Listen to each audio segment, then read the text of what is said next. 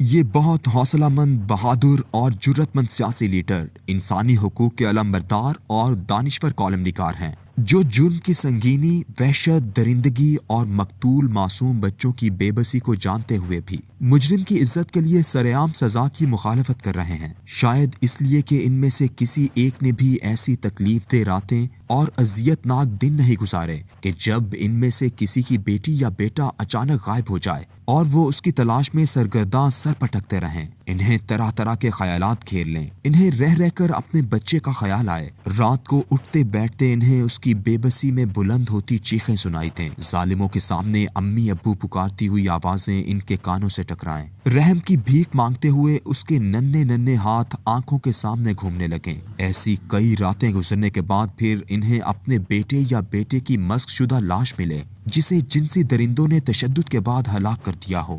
لاش کی حالت ان کے ضبط کے بندھن توڑ دے اور وہ پھوٹ پھوٹ کر روئیں۔ ان اذیت ناک لمحوں کا تصور دل میں لائیں جب ان کا بچہ یا بچی اس ظالم سے زندگی کی بھیک مانگ رہا ہوگا۔ آنے والا ہر گزرتا دن ایک اذیت اور ہر نئی رات ایک کرب لے کر ان پر اترے۔ تو ایسے میں شاید ان سیاستدانوں کی زبان یہ فقرہ بولتے ہوئے لڑکھڑا جائے کہ میں اپنے بچے کے قاتل کی سرعام پھانسی نہیں چاہتا۔ اگر ایسا کسی انسانی حقوق کے علمبردار، دانشور یا کالم نگار کی اولاد کے ساتھ ہوا ہوتا تو وہ ایسے مجرموں کی سزا میں نرمی تو دور کی بات، اس کا قلم ان کے لیے عبرتناک سزا تجویز کرتا۔ وہ اپنے بچے کے درد میں بھول جاتا کہ ترقی یافتہ دنیا یا یورپی یونین کیا کہہ رہی ہے، اسے امنیسٹی انٹرنیشنل کے اصول زہر لگنے لگتے۔ لیکن المیہ یہ ہے کہ یہ عظیم لوگ وہ ہیں جن کی عزت پر کوئی انگلی اٹھائے تو وہ سرعام اسے تھپڑوں سے نواز دیں، اور جو اپنے ذاتی جھگڑوں کو خاندانی غنڈوں اور کرائے کے قاتلوں سے حل کروانے کی روایت رکھتے ہیں۔ کیا یہ تمام سیاسی رہنما اور دانشور کالم نگار اللہ تبارک و تعالی جو رحمان و رحیم ہے اس سے زیادہ انسانوں کا درد رکھتے ہیں، جس نے پوری انسانیت کے بچاؤ کے لیے ایک ہی نسخہ قرآن میں وضاحت سے بیان کر دیا؟ اے عقل رکھنے والو، تمہارے لیے قصاص قتل کے بدلے قتل میں زندگی کا سامان ہے، امید ہے کہ تم اس کی خلاف ورزی سے بچو گے۔ سورہ البقرہ۔ یہ لوگ رحمت للعالمین رسول مقبول صلی اللہ علیہ وآلہ وسلم، جنہیں اللہ نے قرآن پاک میں مومنوں کے لیے رؤوف و رحیم کے لقب سے پکارا ہے، فرمایا تمہارے ہاں ایک ایسا رسول آیا ہے جو تم ہی میں سے ہے، جس کو تمہاری ہر تکلیف بہت گراں معلوم ہوتی ہے، جسے تمہاری بھلائی کی دھن لگی ہوئی ہے، جو مومنوں کے لیے رؤوف و رحیم ہے۔ سورہ توبہ۔ یہ ارباب سیاست اور اہل دانش اس رسول رحمت صلی اللہ علیہ وآلہ وسلم سے بھی زیادہ خود کو انسانیت کا خیر خواہ تصور کرتے ہیں، اس لیے کہ آپ صلی اللہ علیہ وآلہ وسلم کے دور اور آپ کے خلفائے راشدین کے دور میں اسلام کی حدود و تعزیرات کے تحت دی جانے والی تمام سزائیں سرعام دی جاتی تھیں۔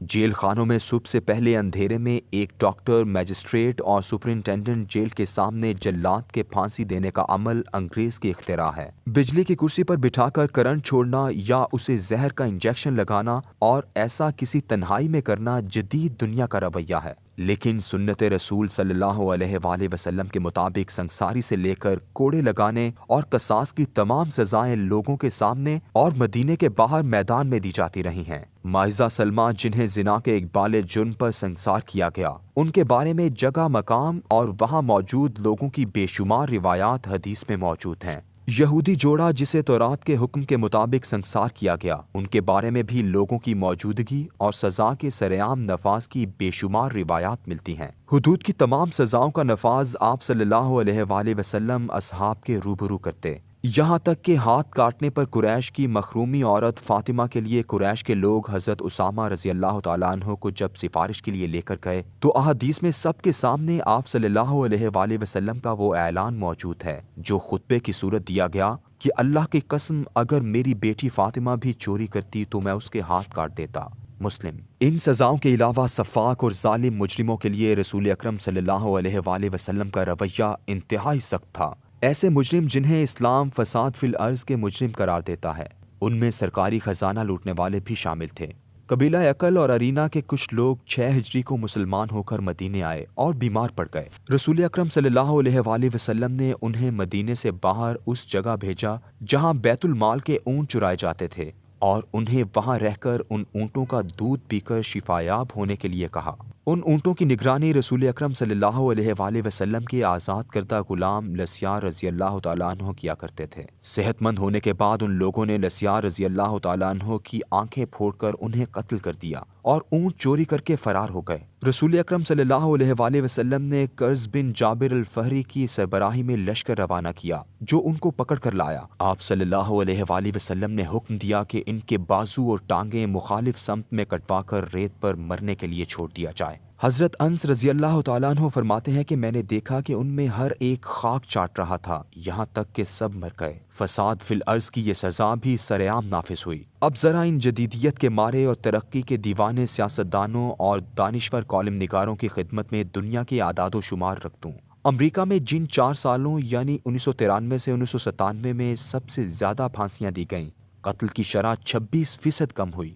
1993 میں 24,562 لوگ قتل ہوئے اور 1997 میں 18,209 لوگ قتل ہوئے۔ برطانیہ نے 1964 سے پھانسی کی سزا ختم کی ہے۔ ان کے ہاں قتل کی شرح دگنی ہو گئی ہے۔ 1964 میں 1 لاکھ پر 0.68 لوگ قتل ہوئے تھے اور اس وقت یہ شرح 1.42 ہے۔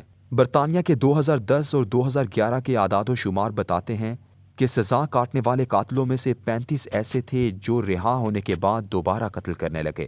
یورپی یونین کے ممالک میں قتل کے واقعات کی پھانسی کی سزا کے خاتمے میں کمی کے کوئی شواہد نہیں۔ جن ملکوں میں سرعام قتل کی سزا دی جاتی ہے ان میں سعودی عرب اور ایران سر فہرست ہیں۔ ان دونوں ملکوں میں قتل اور جرم کی سطح دنیا کے بے شمار ترقی یافتہ ممالک سے کم ہے۔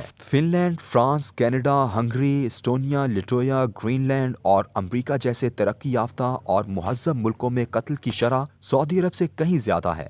یہی کیفیت ایران کی بھی ہے۔ ان اعداد و شمار کے علاوہ ان تمام مہذب ممالک کا ایک غلیظ اور منافقت بھرا روپ بھی ہے۔